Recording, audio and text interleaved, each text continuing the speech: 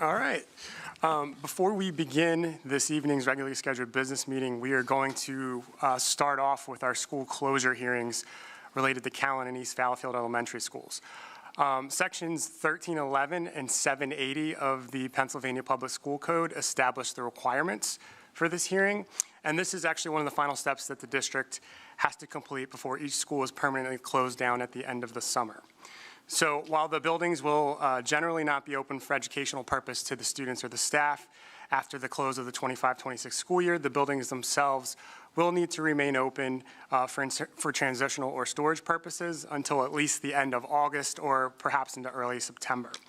So the expectation is that once this official date has been identified, the members of the Board of Directors will be asked to approve an official building closure motion with a specific date. I'm going to turn it over to the members of the administration here in a moment as they are prepared to provide an overview of the process and some supporting documents related to their recommendation to close Callan and East Fallowfield. Any member of the public who is here this evening and wishes to make comment related specifically to the closure of either school will have the opportunity to do so at the end of the administration's presentation. I'm going to turn it over to the administration, but before I do that, there are 4 sets of documents that I want to mark as exhibits and make part of the record. The first document, which will be Exhibit 1, is the proof of advertising for this meeting pursuant to the school code. Exhibit number 2 is the master facilities plan dated back to May 9th of 2023.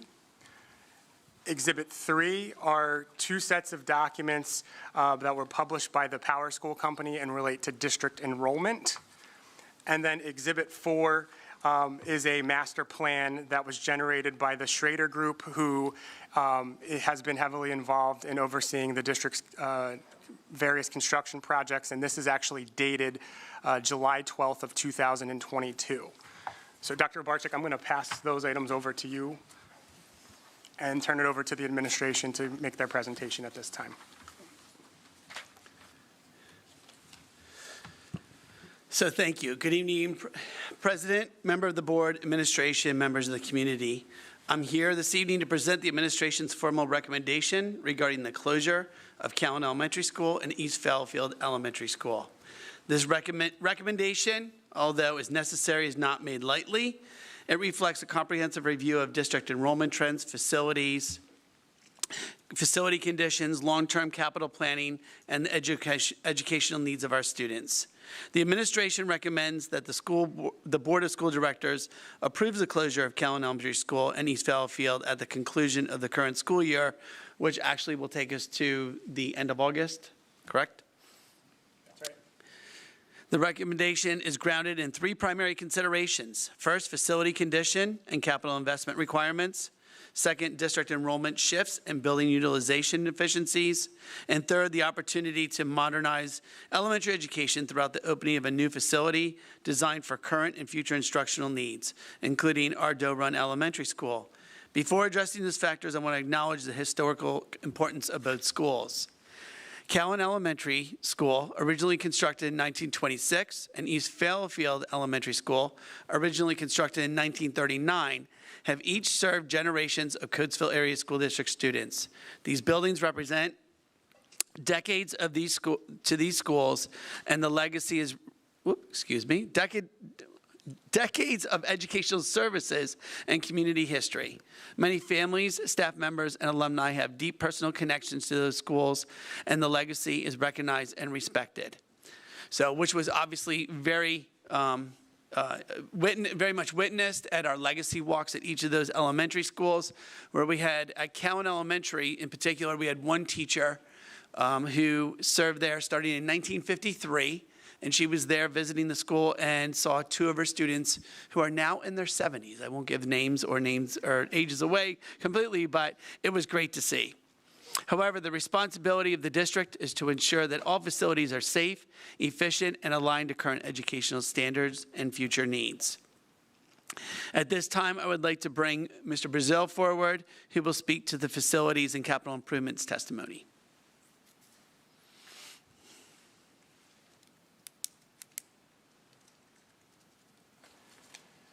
Good evening. The Master Facilities Plan and Community Task Force Overview. As part of the Coatesville Area School District's long-range facilities planning process, the board, school directors, and administration engage in a comprehensive review of the district-wide infrastructure, enrollment, educational programming, long-term fiscal sustainability through the development of a master facilities plan and community task force recommendations. This process examined the direct relationship between school facilities and student outcomes, recognizing that facility condition, building design, classroom capacity, accessibility, safety, indoor air quality, and overall learning environments significantly influence student achievement, school climate, and district competitiveness. The Community Task Force identified several priorities intended to strengthen the district's educational infrastructure and align facilities with long-term enrollment and instructional needs. A central finding of this review was that both Callan Elementary and East Fallowfield Elementary were determined to be aging facilities requiring substantial capital investment and significant long-term infrastructure improvements. The review further concluded that continued investment in multiple aging buildings would create a considerable financial burden while limiting the district's ability to modernize instructional environments across the system. As part of its final facilities recommendation, the task force supported a phased facilities investment strategy focused on modernization, operational efficiency, and grade level reconfiguration. This strategy included full renovation of key elementary facilities where long-term investment remained viable, expansion of existing schools to address enrollment and capacity needs, construction of a new elementary school to serve the southern portion of the district, reduction of temporary and modular classroom dependence through permanent facility solutions, long-term middle school reconfiguration and modernization, closure of aged buildings identified as no longer sustainable for long-term district needs. A key component of this recommendation was the planned opening of Doe Run Elementary School as a modern elementary learning environment designed to support current instructional expectations, safety standards, accessibility requirements, and future enrollment needs. The Community Task Force further identified the closure of Callan Elementary School and East Fallowfield Elementary School as part of Phase 1 implementation, recognizing that transitioning students into updated and appropriately sized facilities would improve operational efficiency, support district-wide educational planning, and reduce long-term capital liabilities associated with managing aging infrastructure. Additionally, the phased facilities plan aligned directly with the district's broader comprehensive plan goals related to student achievement, school climate and culture, facility utilization and operational sustainability, fiscal stewardship, and long-term financial viability. The closure recommendation before the board therefore reflects not only present facility and enrollment considerations, but also years of district-wide strategic planning, community input, infrastructure analysis, and long-term educational modernization efforts intended to ensure that the district resources are responsibly invested in safe, equitable, and sustainable learning environments for all students. Thank you, Mr. Brazil. In regards to the district is simultaneously preparing the opening of a modern elementary facility designed to meet the current instructional standards and future educational needs, Doe Run Elementary School. Should the board approve this recommendation, the majority of the students currently attending Callan and East Fallowfield would be reassigned to Doe Run Elementary. And Doe Run has been designed to provide modern, flexible instructional spaces, enhanced safety and security systems, updated technology infrastructure, collaborative learning environments, efficient student support services, and capacity aligned to district enrollment projections. Remaining students from the Callan and East Fallowfield would be reassigned through approved boundary adjustments to other elementary schools within the district, ensuring a balanced enrollment and continuity of services. A comprehensive transition plan will be implemented to support students, families, and staff throughout this process. And I just want to make note that of the documents that Mr. Barbetta made you aware of, the school configuration scenario plan that was presented in March of 2024, along with the initial, excuse me, the initial plan that we moved to work with Power School prior to that time in redistricting the boundaries to ensure we have equity among all 4 elementary schools as we went forward. So the fiscal stewardship, the recommendation also reflects the district's responsibility to exercise fiscal stewardship. Maintaining the modernized aging facilities requires significant long-term capital investment. By consolidating these educational programming into appropriate size and modernized facilities, the district is able to move effectively, allocate resources towards instruction, student services, and long-term sustainability. This approach allows the district to avoid duplicative capital expenditures while ensuring that all students have access to safe, high-quality learning environments.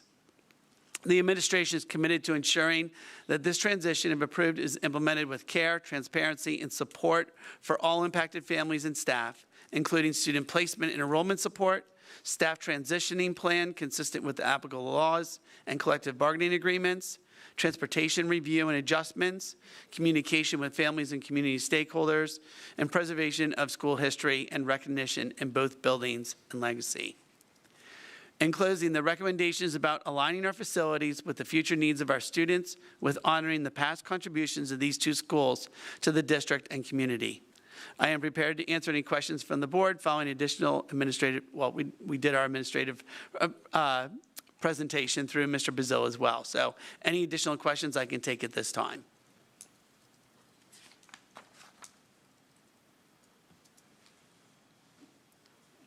All right. And so as promised, now will be the time to receive public comment with anything specifically related to the closure of either of these 2 schools. Okay. Well, with that, this hearing is now concluded.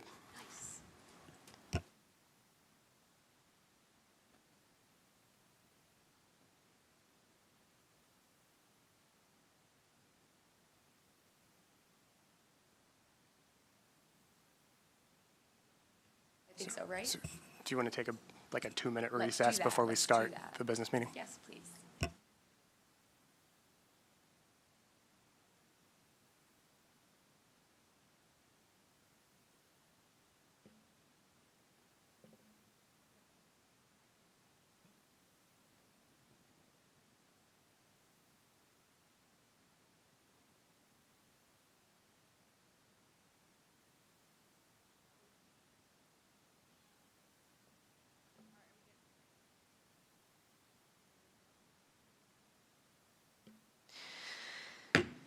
I call to order the Coatesville Area School District School Board meeting scheduled for May 26, 2026.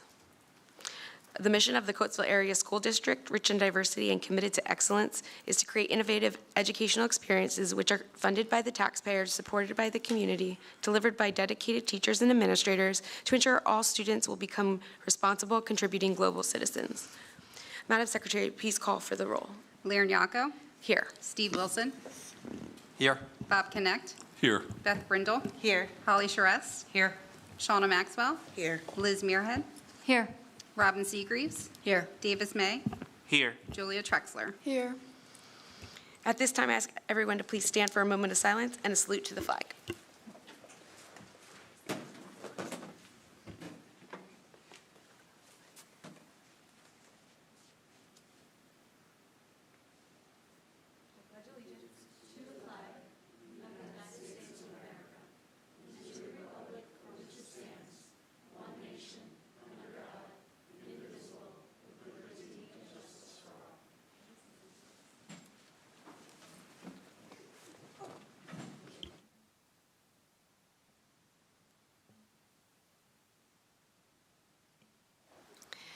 To my colleagues, are there any additions, deletions, or modifications to this evening's agenda?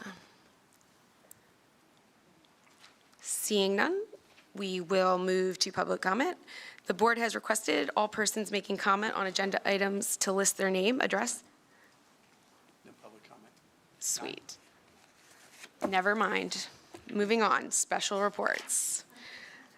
Budget. Okay, so good evening. Tonight, I will provide an overview of our proposed 26-27 budget, including our proposed tax impact needed to support district operations. I've shared this slide through all of our presentations. This is just here as a reference, once again, to show how the district does expenditures categorized by the major object, and then what really falls into those categories.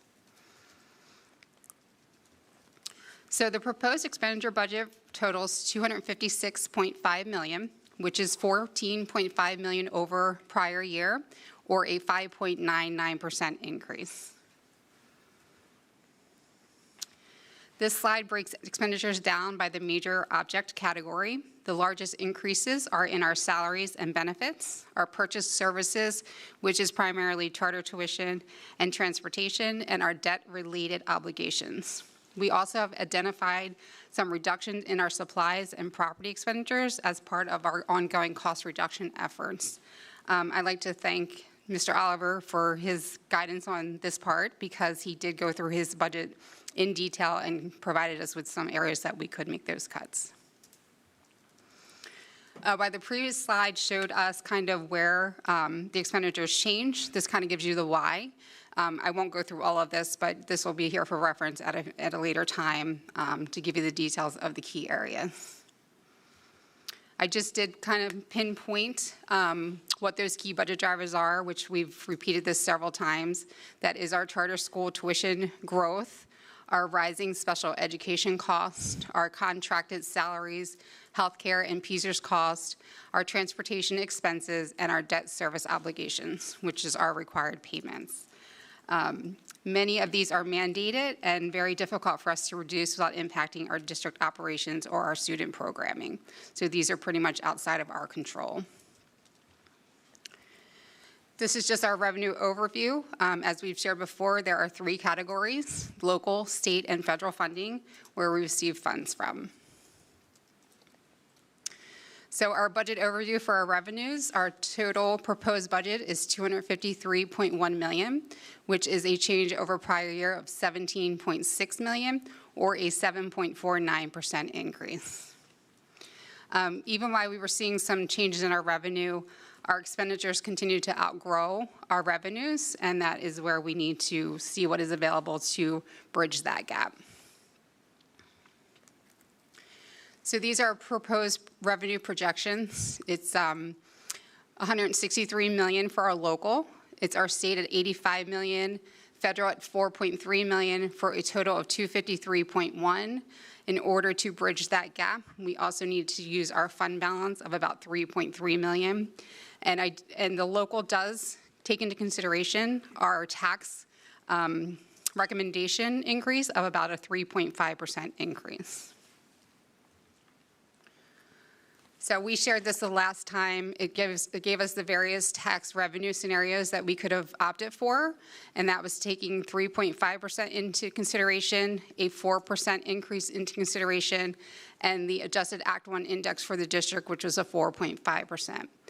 We did every effort that we could to minimize that and stick with the Act 1 index of 3.5%. If the board does pass the proposal at our June meeting, this is taking a look at what our millage would look like. We are currently at 44.364. Our millage proposed to fund the 26-27 budget would be 45.917. Again, that is percentage change of 3.5. I just want to reiterate that we could go as high as 4.5, but we made every effort to avoid going that high. Just kind of giving the impact, this is a simple example, the impact of the homeowners. If, again, the board does take our recommendation at a 3.5% increase, somebody with an average home assessment of about $200,000, it would be an additional $26 per month, or $312 per year.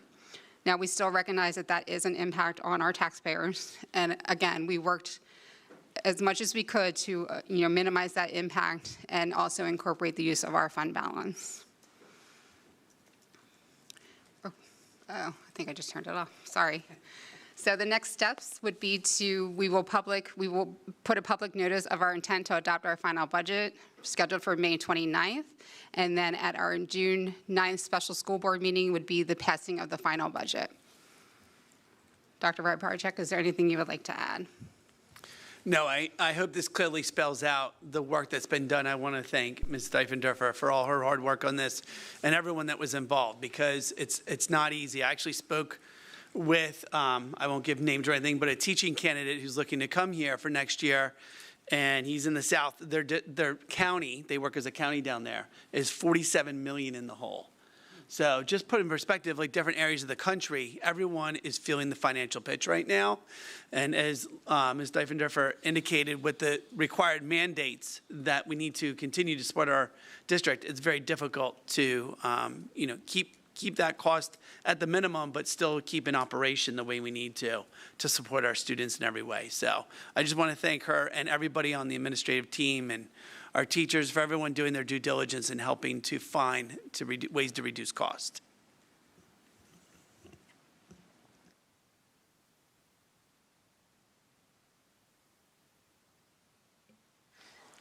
All right. Thank you. All right, approval of the minutes. May I have a motion to approve the April 28th, 2026 school board meeting minutes, subject to any additions, deletions, modifications, or clarifications? So moved. Second. Any questions, comments, or discussion? Madam Secretary, please call for the vote. Beth Brindle, Yes. Liz Muirhead, Yes. Bob Connect, Yes. Robin Seagreaves, Yes. Shauna Maxwell, Yes. Holly Charest, Yes. Steve Wilson, Yes. Liren Yako. Yes. Motion approved. Executive session? Thank you, Madam President. The board met in executive session on May 11th, and as well as just prior to this evening's meeting, to discuss the following items: confidential personnel matters, a matter of potential litigation, items related to collective bargaining and labor relations, matters protected by the attorney-client privilege for which the solicitor was present to provide legal advice, a confidential student matter, items related to safety and security, and a matter of litigation docketed in the Chester County Court of Common Pleas at 2025-09248-IR. And that concludes this evening's executive session announcement. All right. At this time, I'll turn it over to our student representatives. And the last time, I think Mr. May will be giving his little summary of his class of 2026. All right, here you go. Good evening. I would first like to congratulate Samantha Calvert and Samuel Hawk as the co-valedictorians for the class of 2026. They'll be addressing the class of 2026 at the commencement on Thursday, June 4th, along with senior Jaden Yako, who will serve as the commencement speaker. What? Oh, am I not close enough? I'm sorry. Another congratulations to Angel Johnson, who was awarded the Agnes Scholarship through the Coatesville Community Education Foundation. Awesome job. For seniors, it's currently final week, so best of luck, and remember to follow the updated schedule. For our other high school students, finals week is the next week, so prepare yourself accordingly. Our final exams are worth 10% of students' overall course grade, along with the midterm exams that are worth the other 10%.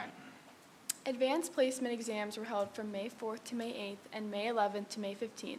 Advanced placement courses are rigorous college-level high school classes overseen by College Board. Scoring a 3-year higher on exams can earn you college credit, which will help skip introductory college courses and even save thousands on future tuition. Well done to our students. On Friday, May 1st, the campus choirs and orchestra delivered an impressive spring concert. This marked the final performance directed by beloved Mrs. Tingle Lewis before her retirement after 35-plus years with Coatesville Area School District.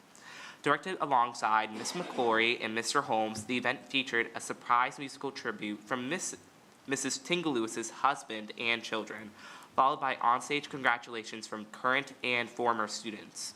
Additionally, the band concert was also held on May 7th, directed by Mr. Hughes, and featured a terrific ensemble of groups, showcasing their depth of musical knowledge and a fantastic performance.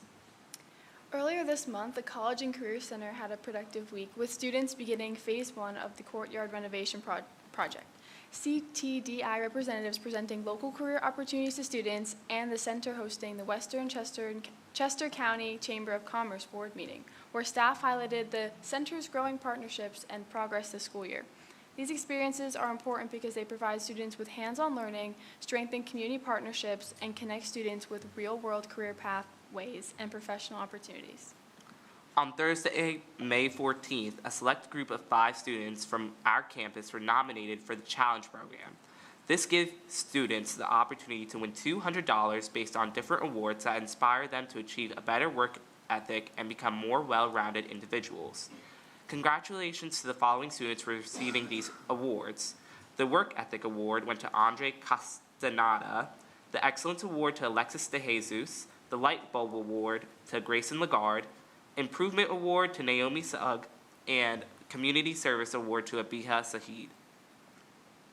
On May 1st, we hosted the Special Olympics at our campus. Hundreds, if not thousands, of students and admin were able to participate in a day full of fun-filled activities in partnership with many of our own volunteer organizations here at CASH. Clubs such as the Leo Club and Best Buddies spent the day with the students and helped manage this amazing event. Additionally, for our upcoming seniors, scheduling for senior portraits is now open, so make sure to use the links provided by Katie to secure the date you want. And lastly, before I go, I would like to thank all of you on the board for giving me this amazing opportunity to now represent the graduating class of 2026. You all gave me this amazing opportunity to speak with my peers, learn from those with more experiences than me, and grow in ways I never expected. I appreciate you all for giving the voices of students a true seat at the table. This proves you all care about us deeply, and I couldn't be more thankful. As I move to graduate, I'll always carry the lessons and experiences you have given me, and I hope that my impact lasts beyond my time here. Thank you all for these past 2 years. It was truly a blessing to serve with all of you. Thank you. And may I add, it's been an honor to serve with you, my friend. I have made the representatives come to committees now, so you guys have definitely rose to the occasion, and I'm really proud of you guys. And with that being said, we're gonna take this out. I don't want to get a picture though now. Do we have to get a picture right now? Right now? I'm gonna give it to him. We're gonna give you this, yes, we're gonna give you this award.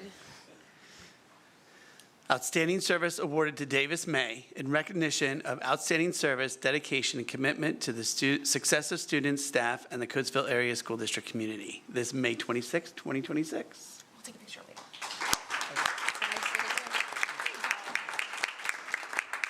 We're not taking a picture. We're getting a picture later. We'll get a picture later. But thank We you. don't need one right now. Do we need one right now? We'll do it right after, I promise. Get your phone ready. Oh, here, you want to give this? Put it back in that. You've been amazing. Keep it up. I can't wait to see what you do. Where are you going to college? Temple. Temple. So he's staying close. So I hope you come back and visit a lot. And I have loved your questions. They've been amazing. I hope people after you keep it up. Asking the hard questions that come during committees, that really lets us think more and be able to sew into you guys. So thank you both for being on this board with us. And it's been a pleasure.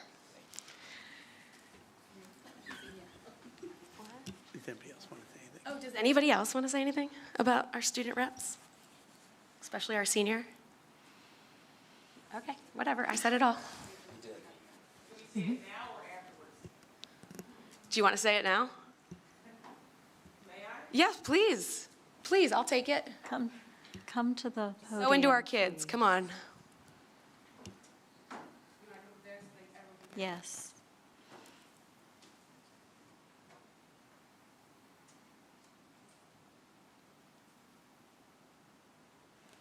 Okay, mic check. Good evening, distinguished board. Davis. I'm going to say something to you without tearing up and messing up my liner today. but it really has been a pleasure to work with you. I mean, when I say, when you look in the dictionary and look up a fine young man, there's a picture of you there. As far as just your voice, your advocacy, when I'm over at Cash and I see you and your impact in the hallway and on other students, the work that you've done with my organization with the Student Climate Ambassadors and helping to build that and continuing to build in the community and beyond. So I just want to say thank you so much from the bottom of my heart. Temple is going to be better with you. And I definitely wish you the best. And again, like Mrs. Yanko said, we're only one county away, so don't forget about us, okay? All right, kudos to you, my friend. Thank you. Sorry, Director Yako, I would like to say something. Please. I'm sorry. No.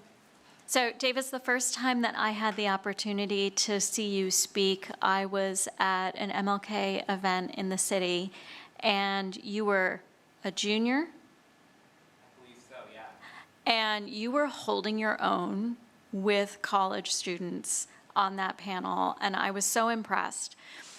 I have really seen the role of the student representative to the school board change from reading a prepared statement without really providing context and insights from a student's perspective to jumping in and sharing thoughts on different decisions that are before the board that impact student life, whether it's day-to-day student life or through your role in the many clubs and activities that you're involved in.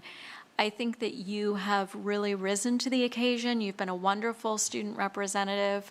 And Julia, you have as well. You've got big shoes to fill here, but I think you're very capable of filling them. But Davis, I just really look forward to seeing what you achieve in life because I know it's going to be something great. And I'm so excited that you're going to be nearby at Temple.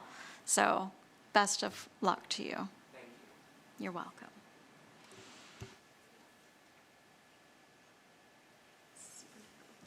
Oh, no, I get to speak about Davis because Davis is like my hero down there. I see him everywhere doing everything, and I always tell him that. And I just can't thank him enough for the inspiration he is to everyone here in this district.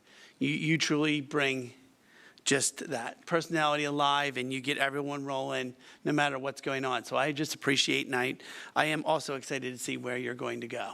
And I'm sure I'm going to see your name around a lot, even outside of Coatesville. So congratulations, and we look forward to hearing more about your next adventures. That's right. So, all right, superintendent's report. I want to thank the seniors or the student reps again for taking the thunder, but it's good. I like it that they get ahead of me. So our Choose Coatesville campaign continues to go strong. Just a few things that'll be going on this upcoming week. We have a retirement and years of service recognition tomorrow. We also will have our kindergarten first walk. I'm putting it out there. I think it's in my presentation, but I just want to speak about that again because it's an opportunity for our kindergarten students to come out and walk across the stage for the first time rather than the last time as Davis is heading across that stage. But they get to shine in the moment and just welcome them to their educational experience here in the Coatesville Area School District.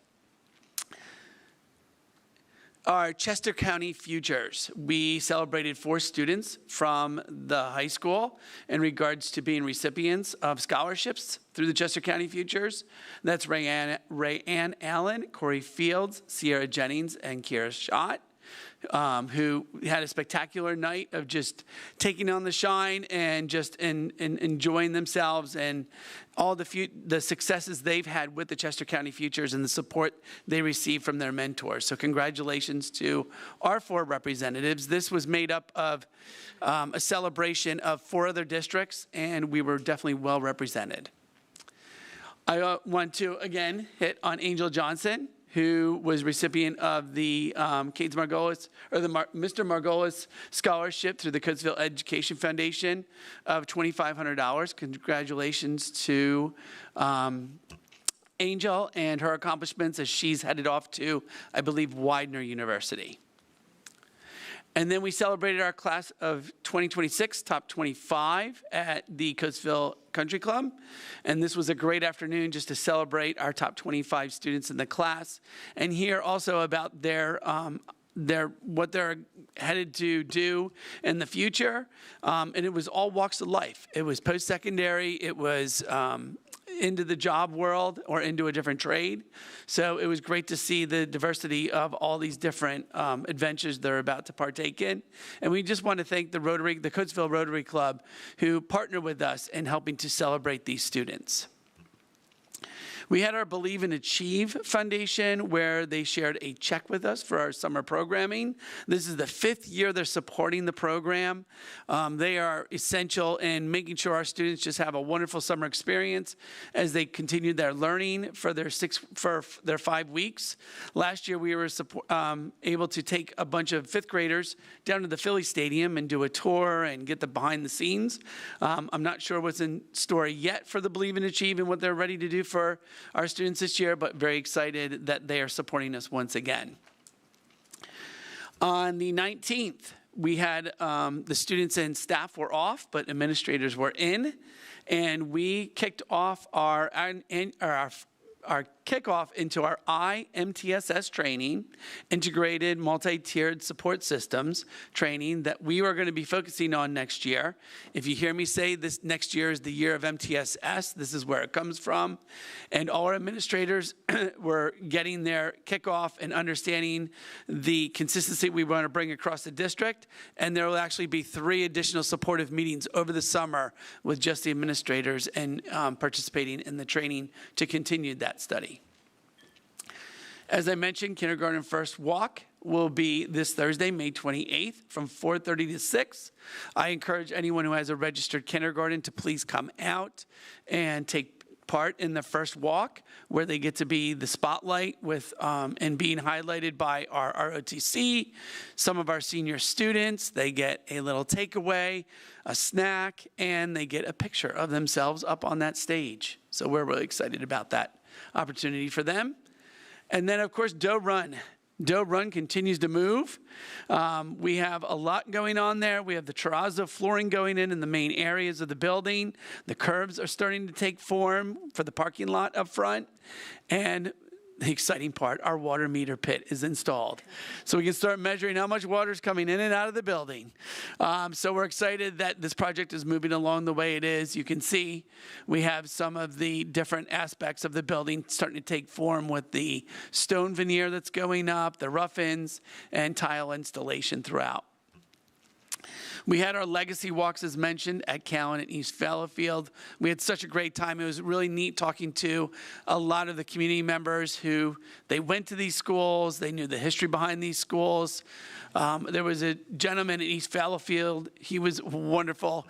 He had my ear for about almost 45 minutes just telling me all about East Fallowfield and how that community has evolved over the years. So thank you for everyone who came out and shared also artifacts with each of those different schools. There's the Callan's Legacy Walk, as I mentioned. That's the teacher on the right-hand side there with her 2 students, 2nd grade. She's probably gonna be angry with me. She's 95 years young, and her 2 students were in their early 70s. So, and they were able to meet up, so it was great. And that's all I have for this evening. So thank you. Oh, you're right. I always forget those dates. We have a committee meeting and special board meeting on June 9th at 6 p.m. here in the Learning Center. And then on June 23rd at 6 p.m. here in the Learning Center is our regular school board meeting. Thank you. All right, adoption of consent agenda. Committee meeting action items are considered routine. Routine will be enacted under one motion unless removed for separate action upon board request. The purpose of the consolidated motion is to expedite governing board action on all consent items, which are not held for discussion. Items that have been held for discussion by the governing board will be enacted upon at the time the item is discussed. Under finance, I want to remove A and T. Education, letter S. And operations, letter E. To my colleagues, is there any other items you'd like to remove from this evening's agenda? Did I say all the correct ones? Letter E, correct? E, yes. Okay, thank you. Because we didn't have a, that's right. Last time. All right. With all those items removed, may I have a motion to approve consent agenda? So moved. Second. Any questions, comments, or discussion? Madam Secretary, please call for the vote. Shauna Maxwell. Yes. Liren Yako. Yes. Steve Wilson. Yes. Robin Seagreaves. Yes. Bob Connect. Yes. Beth Brindle. Yes. Liz Muirhead. Yes. Holly Charess. Yes. Motion approved. Ms. Muirhead? Under Finance Committee, letter A, financial statements, recommended action that the Board of School Directors approve the financial statements, bills, payables list as presented. Do I have a motion? Motion. Second. Okay, any questions or comments on this item? Madam Secretary, call for the vote. Holly Charess. Yes. Robin Seagreaves. Yes. Bob Connect. Yes. Liz Muirhead. Yes. Steve Wilson. Yes. Liren Yako. Yes. Shauna Maxwell. Yes. Beth Brindle. Yes. Motion approved. Letter T, Human Resources Report, recommended action that the Board of School Directors approve the resignations, appointments, new positions, leaves of absence, transfers, changes of status, and corrections as presented. Do I have a motion? Motion. Second? Any questions or comments from the board on this?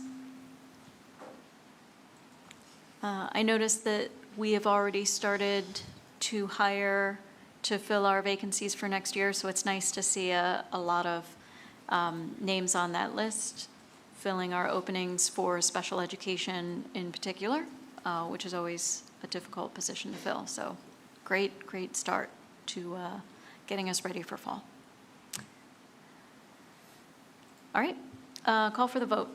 Bob Connect. Yes. Steve Wilson. Yes. Liz Muirhead. Yes. Shauna Maxwell. Yes. Holly Charess. Yes. Robin Seagreaves. Yes. Beth Brindle. Yes. Liren Yako. Yes. Motion approved. Ms. Seagreaves? That brings us to Education Letter S, and the recommended action that the Board of School Directors approves the agreement with Devereaux School Programs for ESY-RSY 2026 and 27 as presented. Do I have a motion? Motion. Second. And anyone have questions or comments? No? Madam Secretary, can you call for the vote? Steve Wilson. Yes. Shauna Maxwell. Yes. Liren Yako. Yes. Bob Connect. Yes. Beth Brindle. Yes. Holly Charess. Abstain. Robin Seagreaves. Yes. Liz Muirhead. Yes. Motion approved. Letter E under operations? Yep. All right. Under Operations Committee, letter E, recommended action that the Board of School Directors approve the agreement, oh, nope, looking at the wrong thing, sorry. That the Board of School Directors approve the recommendation from Roofing Resources to award Jotin Inc., the roofing project of areas number 14 and number 19 at the senior high school for a total cost of $719,997 as presented. Do we have a motion? Motion. Second. Are there any questions or discussion?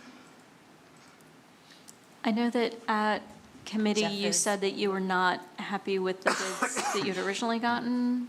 Are you happier with these, or is that? I'm much happier, and I think the person that's the most happy is Lori. Originally, the quote came in at $1.215 million. Wow. And prior to the bid opening, I was looking at the industry standards. Even with the increase in tariffs, it was way out of the ballpark. And I think at the last meeting, I said, you asked me what I thought the savings between $400 and $500. That's actually $495,000 difference. Wow. With a 30-year warranty. Wow. So there are a couple of industry companies, Garland, Carlisle, a number of them. The 30-year warranty, there's been, you can have different warranties on different parts of the roof. Yeah. So I saw no reason why. So. Great, thank you. Thank you for that, and Yep. thank you for doing that diligence. I know Lori thanks you, and our taxpayers thank you, so thank you for that. Are there any further questions or discussion? Please call for the vote. Liz Muirhead. Yes. Shauna Maxwell. Yes. Robin Seagreaves. Yes. Bob Connect. Yes. Beth Brindle. Yes. Leon Yako. Yes. Holly Charest. Yes. Steve Wilson. Yes. Motion approved. All right, that brings us to public comment. Okay. At this time, the board will hear public comment on matters of public concern. Please list your name, address, phone number, and topic on the sheet provided. There is a 3-minute time limit. First off is Ben Kobalars, who is my neighbor from when I was a kid. Hello. Hi, everybody. How you guys doing tonight? I was just checking in. I took a new position with the alumni for the Coatesville Baseball Booster Club. I am an Coatesville alumni, graduated from Coatesville in 2000. Oh, can you hear me now? Sorry. Graduated in 2000. I was just checking on the progress of the FC Delco fields and how that was looking about, progress and if that's looking to come to fruition at all. We will have a statement under new business about that. Under new business. Can you, It's tonight. It's tonight. Oh, it's tonight. Yeah, I'm sorry. just give Oh, us a okay. few more minutes and you will hear. That's great. No, Yep. that was my question. Great. Thank you very much. No problem. Next is, Brandon Jacks. Yes, okay. Sorry, they took it from me before I could. My bad.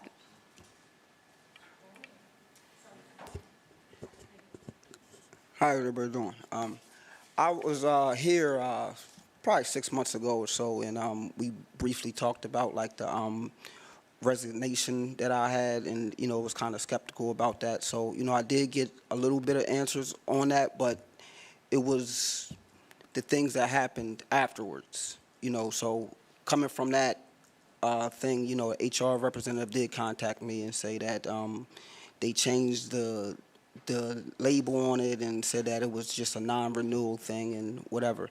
But since then, I've been dealing with what I want to call retaliation, right? So when I say retaliation, coming from that is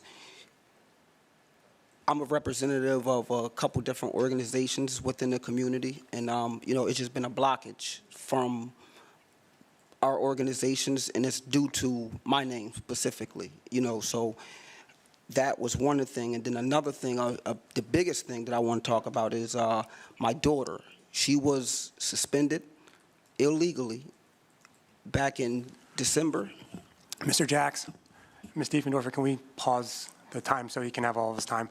I just want to caution you that this is a publicly recorded meeting, so anything that you're about to share related to a personal situation is going to be permanently recorded and stored. So you're free to finish your time, but please just keep that in mind before you get into what you're about to get into. Yep, thank you, though. Sure. Yep. So she was suspended, and what we end up finding out was that, she should have never been suspended from that. And, when I told the principal that, about her IEP and things of that concern, for me personally, nobody cared, and she still was suspended. And yes, they tried to make it a little better, saying it was off her record, but she couldn't get that day back. And that made me question how many kids are being suspended due to lack of not knowing the policy, because that's what the principal said to me, that she did not know that the policy changed. And that, to me, is unexcusable. So, I just have these concerns about, just my name in general being floated around the district, and then also what's more concerning to me is my daughter. I have other children that's not currently in the district, but it's fearful for me to put them in the district just because of things like issues like that. That's just unexcusable. So, I just look for things to get better. And like I said, I had conversations with people within the district. I'm not going to call out names because I'm not going to do that here. But they know who they are, right? And it's just something that needs to be noted and something needs to be done about them. So that's just my comments from now, and that's it.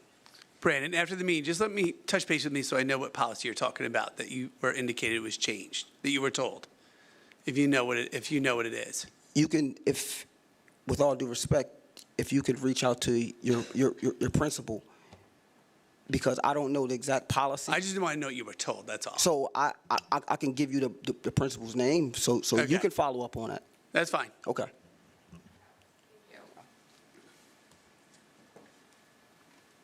All right, next up is informational items. Before you do your thing, do you have any updates? No updates at this time. Our next meeting is scheduled for June. Okay. CCIU? Yeah, one thing I just wanted to make you guys aware of that I was kind of pleasantly, not surprised, but glad to hear was that, you know, for years and years, we've had CDC here in Coatesville, and I don't think I even realized that the IU had opened a new one that they call Angle, which I'm assuming is down in Avon Grove somewhere. And then beginning of next school year, it's not gonna be open right at the beginning of the year, but I think it's gonna be open towards like later in September, is that there's gonna be another one opening in Great Valley. So that certainly is going to enable the IU to handle a lot more kids that need, you know, that certain level of service, probably closer to their homes, and probably alleviate some of the pressure here of the one in Coatesville, and it probably benefits our kids because it probably opens up some room for them. So look for that to open by the end of September this school year. They're actually going to start in Coatesville, and then as that building, I think it's a brand new building, so that's gonna be open, and they're gonna transition once the school year starts to you know, the new building. So it should be good for everyone. And the other thing I wanted to just mention was that the IU now holds something called the Breakfast of Champions, which recognizes the MVPs of each team in the Chester County Academic Competition. And that's something that Coatesville participates in. And our MVP of our team was Corey Fields, who I knew Corey Field, the older Corey Fields, many years ago because he used to work in our district, and it takes me a while sometimes, and it finally dawned on me that, that's his son. So, you know, it takes a while, and then I'm like, oh, that's cool.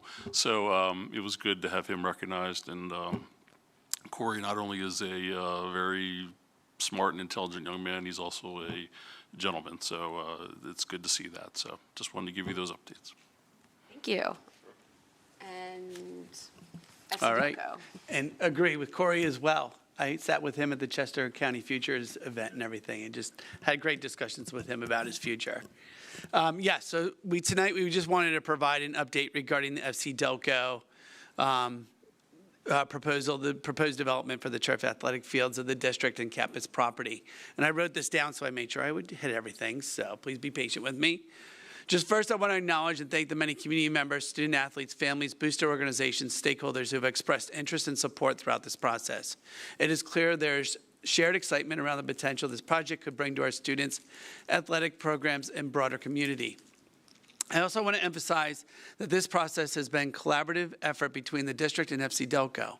Both parties have engaged in meaningful discussions in good faith and have shared interest in exploring whether this opportunity can create long-term value for students of the greater Coatesville community and meet FC Delco's fiscal and operational needs while ensuring the district's responsibility as a public institution are protected. Throughout these conversations, there have been mutual understanding that thoughtful planning, transparency, and due diligence are essential in evaluating a project of this scale. With any potential long-term partnership involving district property, this proposal requires careful review of several important factors. Together, both parties have been working through key considerations such as facility, access, scheduled priorities, maintenance responsibilities, insurance, and indemnification, public safety, long-term operating and capital implications, environmental considerations, and overall financial sustainability. These discussions are necessary to ensure that any potential agreement is structured in a way that is equitable, responsible, and beneficial for all involved.